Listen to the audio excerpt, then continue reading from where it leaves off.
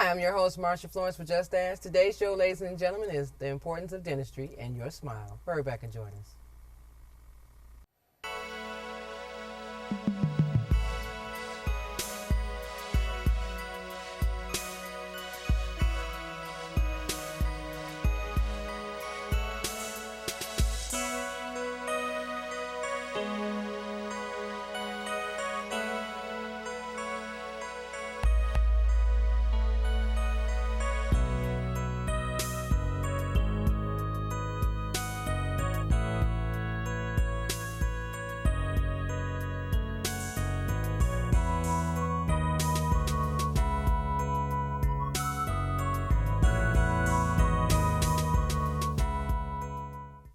I'm your host, Marsha Florence for Just Ask. Today's show, ladies and gentlemen, is The Importance of Dentistry and Your Smile. And we have the dentist herself, Dr. Shamiri Golani. Good morning, Dr. Golani. Hi, Marsha. How are you? I'm fine. How are you today? I'm doing great. Thank you. Good. You know what? I'm excited because you came to us a couple of years back and we talked about the impact of dentistry, and you had a chance to show us all the different breakdowns of people's teeth and gums and the importance of taking care of your teeth and gums. Now today, our discussion is about the importance of people's smiles. So tell us a little bit about yourself and why do you think it's very important for people to have a beautiful smile? My name is Shamiri Golani. I graduated from University of Detroit, Mercy, in 1986. And I've been doing dentistry ever since. I own 3 locations. And it's been very wonderful. In these 3 locations, there are so many different group of diverse people that I get to meet. So as a result of, I've learned a lot about different cultures and tremendous amount of kindness that I have received from my patients. Also, I've been able to help them out. And smiles are very important. It's just the first thing you do, you see somebody's face. So when a person smiles at you, they're saying, I'm okay, you can talk to me. And then the next step is you start talking to that person and you start creating a bond, a relationship. But if the smile is not there, and because somebody is embarrassed to smile, they drop their lips and they're not inviting. So people say, oh my God, that person is so mean. You know, wow. and then that's not the case. Mm-hmm. It's just there's a problem with this person, and there are so many kind people. I truly believe 95% of population are wonderful, so amazing people. Why do you think that people who don't go to dentists don't go? I mean, you know, it's a lot of reasons in particular, but if you're saying that their smile is most important, that will gravitate and bring people to them, what is it about people that really they say, oh no, I don't want to go to the dentist? I think some of it is myth that is so expensive, you know, mm-hmm. because everybody says, oh my God, it's so expensive for me to go see a dentist. So one thing they do, they wait for things to really fall apart, and then they go in, and then things just, gets out of hand. But another thing is fear. There's a fear factor of unknown. You know, so instead of just taking the leap, saying, I'm going to do this anyways, one way or another. So why don't I just go and learn and find out? Mm-hmm. And it's very important to have a relationship, you know, with your physician, with your dentist. Well, with all of them, I think, you know, if a person can go see the GYN, the neurologist, the internist and all that, they should be able to go see a dentist. But some people, like you said, mainly are fearful of a dentist or may have had a bad experience and don't think it's necessary to go back. No, I think most people know they need to go back because it's everywhere. I mean, we have Google now, we have internet, so I don't believe people are ignorant. I really don't. I think there's tons of information out there. It's just they're afraid. They're just afraid. And they don't know how it is just to open the door. First of all, make a phone call and open the door and go in and have a wonderful person greet you and calm you down and give you information. And then once you get the information, then you can become a good consumer on what's right for you and what's wrong for you, and Right. take care of it. Right. You know. So you think that most people wait till it's really too far gone in the dentistry, and that's why the price may be changing, where if they went into it, let's say like, okay, a teeth cleaning. So I should have gotten my teeth cleaned in January, but here it is now December, so I may have more, I may have a gum disease, or I may have more plaque or something like that. That's true. But people are not taking the responsibility for themselves. As I said, a lot of times patients are waiting for that insurance card to come in. Mm-hmm. A lot of times they haven't figured out, like smoking a pack of cigarettes is running $7 a day. So multiply that by 365 days. That puts you at $1,500. You don't even ask, does my insurance cover this? I have never seen somebody pick up the phone and say, is this covered by my insurance while I'm killing myself? Okay. Okay. You know, Okay. there's nothing like that. And but they don't realize that it's not that expensive. Maybe it costs them $300-400 maximum to get this beautiful teeth, God-given teeth, because you cannot grow another one. It's not like Right. hair that is just going to drop down and you're going to go cut it. If they mess it up, you're okay. These are gifts, and there's only 32 of them, and 4 of them, let's say they're impacted, you get rid of them. So you got only 28 teeth that will never grow back. So why can't we just brush them 2 minutes each time, 4 minutes a day, and floss them? And you can keep them for the rest of your life. The only thing that I could see is trauma. And if somebody gets hit, like Okay. children and football, Right. soccer games, basketball, when somebody knocks them, Right. those are things that you can help. But definitely you can take care of cavities, gum disease, and things like that Right. very easily. Very easily. Well, I agree with you. I mean, because ladies and gentlemen, what you don't know is she's my dentist. Okay, so I find it important because I kind of remember I do remember the time that I met you myself. Don't know what year it was, but I know that you were doing some dental work on my best friend. And you asked me, you said, well, when are you coming to see me? I said, well, when I see what you do to her, I'll let you know if I'm coming. And when my best friend was done, she had the most beautiful smile, and she came by my office to see me, and she says, Dr. Golani is waiting to see you. And I started laughing. I said, well, I guess I got to go in. So that's really how I got a chance to meet you, because I was impressed at the work that you had performed on my best friend. So thanks, Patty. Okay. Okay. And do you remember when we met Patty, she didn't have a smile. She just didn't have a smile. She didn't. She didn't. And her upper lip was draping, and people thought she was kind of mean, and Right. she was lonely because she didn't have the smile. And as soon as we put whatever, taking care of her issue, then it took a little bit of time to get the muscle. Still, we have to go through the rehab of getting that smile to come back. But once she started smiling, it was just like the whole new world. She hasn't opened. stopped since. But yeah. No. Well, and that's a good thing. That's a good thing, because it's like sometimes people wait to see someone else's results and say, well, okay, she looks that good, I guess I could. And no two people are alike, but they also always like to wait, no matter what it is. It could be a car, it could be clothes, it could be surgical procedure, dentistry and all, that we always wait till we see someone else's outcome to decide if that's good for us. It's a matter of trust. Mm-hmm.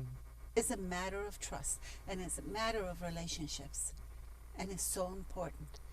When you trust, you know that nobody's going to hurt you, and nobody's going to take advantage of you, and you know that this person is going to do the best they can for you. There's just no other way to go but up. It's just, that's the way it is.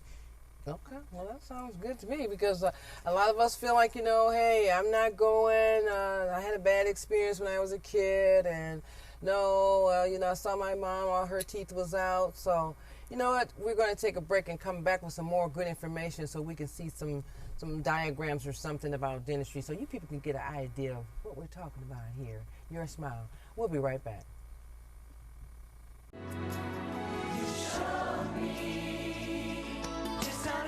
Appreciation. Pass it on. 'Cause Mom, you always were the perfect A message from the Foundation for a Better Life. And welcome back to the show. Now, ladies and gentlemen, if you're just not joining us, we have Dr. Shamira Golani here with us. That is my dentist, but she's not just my dentist. The reason I really want her to come is because I want people to understand the importance of dentistry and their smile. A lot of times you get away with, okay, well, I'm not brushing every day, or I don't floss at all, or I'm just going to get me a bridge, or I'm just going to get me a partial. Well, what happened to your own teeth? What happened to your original own teeth? So before you start investing and spending money for a bridge or a partial or a plate, let's talk about the proper care of your teeth first. And then if you just have to get one, you'll know why. So all that being said, Dr. Golani, I just wanted to make sure that people understand that a lot of times, like you said earlier, you can keep your teeth all your life, really, okay, if you use proper care. So how important is flossing? Oh, it's very important. Flossing is because anytime you're eating, your teeth get cleaned, the outside and the inside, but between the teeth is not able to clean it. That's why the floss is basically more important than brushing. Okay, so that's why you have to use that floss. And I don't recommend people sitting at a dinner table pull their floss out so they can show off that I'm flossing. Please do it in the bathroom so you can wash your hands and come back, and it works very well. I wonder why people floss at the dinner table. I think they just want to show off, I'm taking care of myself. That's a little tight for me, flossing at the table. Now for children, for instance, children, a lot of parents are always on their children, brush your teeth, but children, at what age should they start to floss? Because we're talking about little kids. Yeah, but as I tell parents, children don't have driver's license to drive till they're about 16 or 14 or whatever age that is. They don't have a license to really brush their teeth till about 8 years old. So mom and dad, take your time, help the babies to brush their teeth, go over it, and you floss their teeth, and then you're going to see more successful children. And I'm not saying don't let them try, because it's hand and eye coordination and they have to figure out where to put it. But as parents, you have to go behind them and take care of it, especially at bedtime. It's so important at bedtime to make sure, I'm not going to say right before to go to bed, after dinner. Okay. Make sure the teeth are flossed and clean and brushed, just in case they want a snack, that would be fine. Okay. But is there an age for flossing for a young child? Is it 5, Usually 6? Mom and dad, they have to start doing it as soon as the child allows them. And mom and dad are able to do it because the baby trusts them. And they're going to sit there and you probably put them on the lap, and it's a fabulous time to get in there and take care of it. Okay. Because I'm sure if a parent is doing that with their child at an early age, the child will adapt to it, and all of a sudden they say, I want to do it, and then that's how they learn. That's how they learn. Everything is done by example. Okay. Everything is done. And also, when you're holding the baby's head, it is the most important. Most of our senses are on our head. Your eyesight, your smell, your taste, everything. So that is very vulnerable. So when you're holding your baby right here, they're trusting you and you're doing things for them. And it's really a good connection type of a thing between you and your child. And then as they grow older, they become such a successful kids. Oh my goodness, they know how to brush their teeth, and they go in front of the mirror and they're grinning, all of that good stuff. Now, is that the second set of teeth or the first set, or doesn't the first set? A lot of times parents don't realize that the first set of teeth, there is a reason why we have the first set. They're maintaining the space for the permanent teeth to come in. So we have to make sure those baby teeth are in good, healthy format. First of all, if you got a cavity in a baby tooth, it's going to hurt. Babies' faces swell up. So you're starting inflammation before they even start doing anything. Wow. And why would a child be in pain? So it's very simple. The diet is important, that is a whole different segment on how to take care of a kid. But it's simple. You just help them out with their brushing and flossing, and making sure they don't, especially the babies, don't give them bottle with the sugar in there. I remember you did that. You said when you give a child an infant milk at night when they go to sleep, You need to take it away and wipe their gum. The gum, and also give them water, more water, and get away from juices. Juices should not be constantly. When I'm thirsty, I drink a juice. Okay. It should be, I'm thirsty, I'm going to drink water. Maybe you have it with their meal. You know, when they're eating their meal, they can have a cup of juice, or, you know, have the fruit. Because you don't have to have sugar. I mean, you know, some parents never give their kids candy, and they grew up, they say, well, I don't like candy. I'm like, really? So but I have a couple of friends who don't like chocolate, and I'm like, seriously? So if they never had it, or if it, you know, didn't set well with them, then they look at it like, well, you know, my teeth are not even dangerous. It's a misconception, you know. You have to brush your teeth. Just because you're eating, other things could cause tooth damage, like a lemon. Lemon can cause tremendous damage on it, and it has nothing to do with the sugar, just acid. Right. So it's a misconception. I don't think sugar is our enemy. It's a God-given gift with sugar canes and all of that. But everything has its own place, its own. When and you can overdo it. And anything. Yeah, you can overdo it at any time. Anything. Okay. I wanted to talk about some of the things you have on the table. So that first item that you have right there, this red, white, blue, what is that? This is called the occlusal guard. It's a custom occlusal guard for sports guard, actually, for kids who are in sports. It's very important for children that are in sports, football, soccer, basketball, to have custom-made sports guard that is fitting properly, and also is fitting all the way up, so when they go into somebody hitting them, they're not going to be breaking their teeth, and also reducing on concussions. So it's very important for children to wear their guards and take care of themselves. I see too many kids breaking their teeth for no reason. Like in the first segment we were talking about trauma, that is preventable. And we have to be more careful. So it's a custom guard. Okay. Custom guard for a child. And that second one? The second one, this is, I'm sure you guys have heard of sleep apnea. People, you know, getting going to sleep clinics and getting checked out, and when you're sleeping, you're not breathing. Right. So they give you the CPAP. And this is a dentistry format of this, but it brings your lower jaw forward so the tongue doesn't fall back, so you're able to breathe. So this is a... So it helps you stop swallowing your tongue. Not breathing. Okay. It's very important to breathe on a regular basis during the night, because people stop breathing and then they wake up. Now, is that custom fit too? So you have to have it custom fit? Yes. Nothing you can get. If things are not custom fit, they can change your occlusion. They can change how things are going together, you know.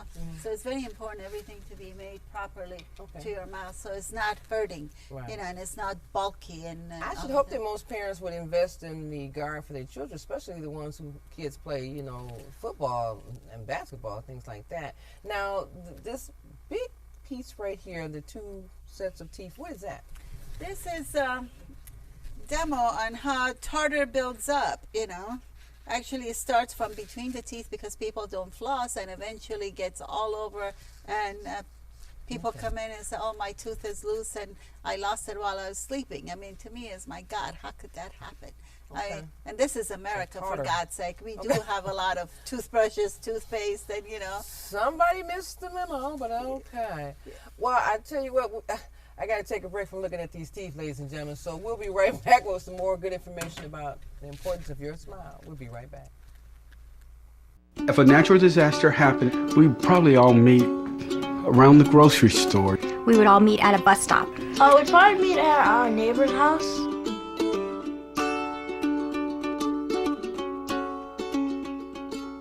Everybody needs a helping hand. Take a look at your fellow man. Tell me, what can I do today? Courtesy. Pass it on from the Foundation for a Better Life. And welcome back to the last half of the show. Now, ladies and gentlemen, I have been enlightened by Dr. Golani about dental care. So I got to show you something, because, you know, to me, this is at the point in time where you're thinking that I don't need to go to the dentist, but this individual here, we don't know this person, had a gum disease, which was like an overlapping into their teeth. Is that what that was? That. So this is an imprint, the model imprint, and we don't know, you know, all that entails, but can you imagine you have some dental problems, and you know you should go to the dentist, but you're so afraid to go to the dentist, but yet your gums are bleeding, or they're swelling, or they're discolored, you're not smiling, you can't eat certain things, like you can't eat meat off of a bone or something like that, you can't bite an apple or slice of corn or something like that, you need to go to the dentist and just use your insurance. I always say use your insurance. Quit letting your state get free money that you pay for. Now, Dr. G, I call you Dr. G, but Dr. Golani, I had a question about inflammation. Tell us about inflammation. How do people, get inflammation in the gums? One of the things that happens is right now you hear about people talking about overall health and the health of the mouth, and how is it related between the gum disease and heart disease and arthritis and autoimmune disorders, and all of that is happening. It's very simple, because when the body is attacking a bacteria and creates that inflammatory process, that's what is, it's not just in one area, it goes throughout the whole body. And that's what starts the other problems that people are having with their health care, with their health. And that's why it's very important to prevent these things from happening. It's just, as I said, it's very simple. This is America. There is toothpaste, and there is water, and there is a toothbrush. Well, a lot of times people don't know that they can actually find out that they have a tooth infection that's causing some other parts of their body to, be uncomfortable. So if you're saying that, okay, dentists can spot diabetes, can spot other infectious conditions from the gums being swollen? When we see something like this, we know something else has to be going on. Okay. I mean, when somebody comes in with a severe gum disease, you're thinking, when is this person going to have a heart attack? Or when is it going to be a stroke or something like that? So the gums can actually tell you? Because you're going to see it. You see the total neglect here. I mean, this is just total neglect. And just that inflammatory reaction that's happening. Some of the bacteria and the germs that grow, that causes the periodontal disease, is they have done some testing. They have taken these bacteria and put them on different tissues. And they found out that these bacteria grew the best on the arteries.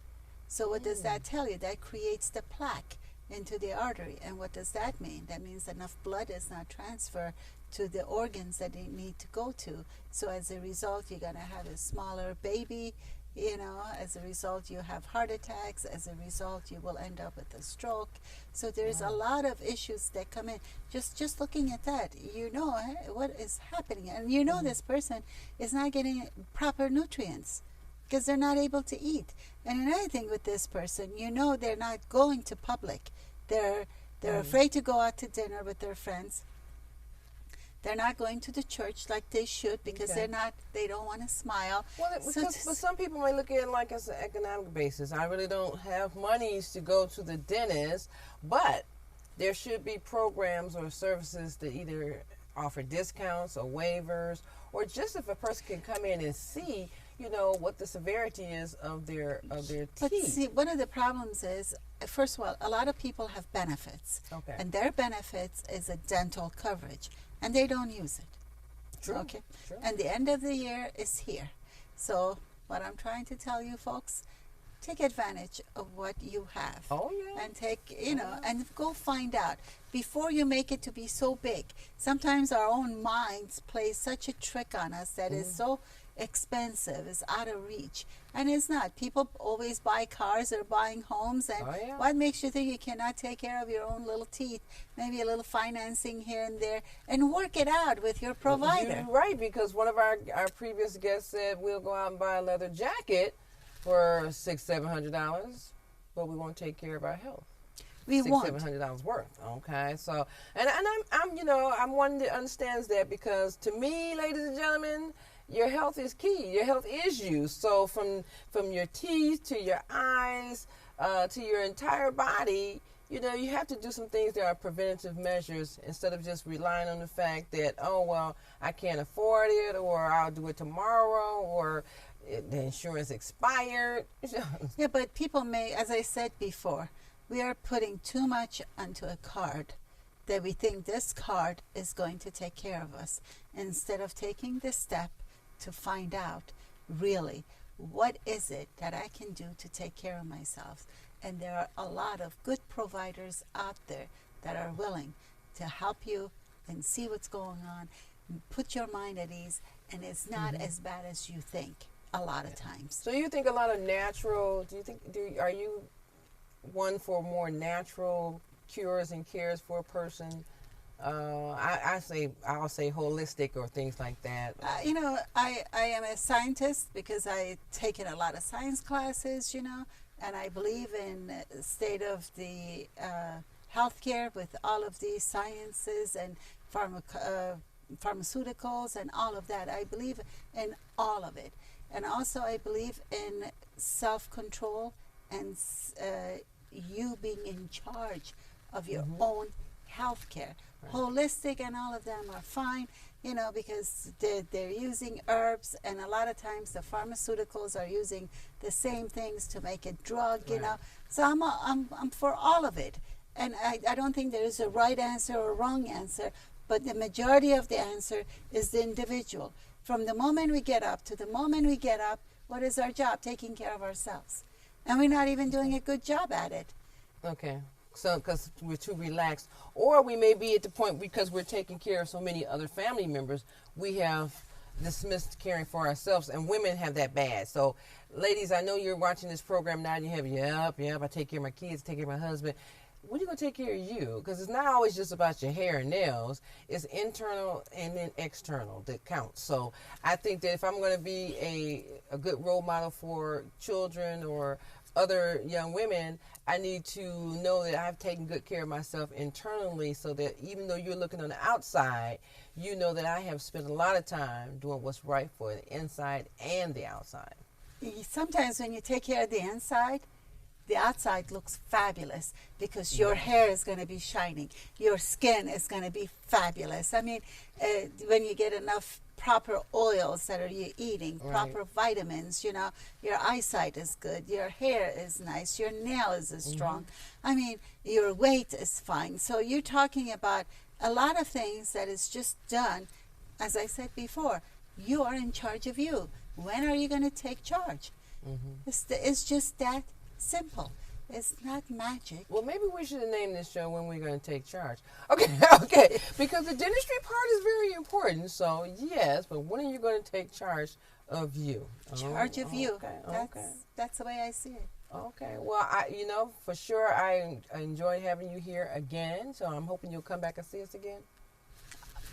Definitely, Marsha. Thank you. Thank you. I was worried for a second. Okay. Well, ladies and gentlemen, I didn't tell you throughout the show, you can always contact me, Marsha at justasktalkshow.org, Twitter, Facebook, all that good stuff, and the phone number at the bottom, 1-800-323-5336.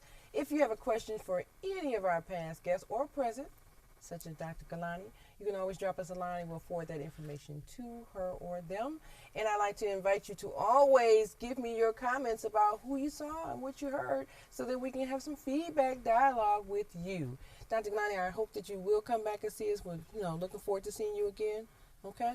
All right, ladies and gentlemen, I'm your host, Marsha Florence, for Just Ask. And what do I always say?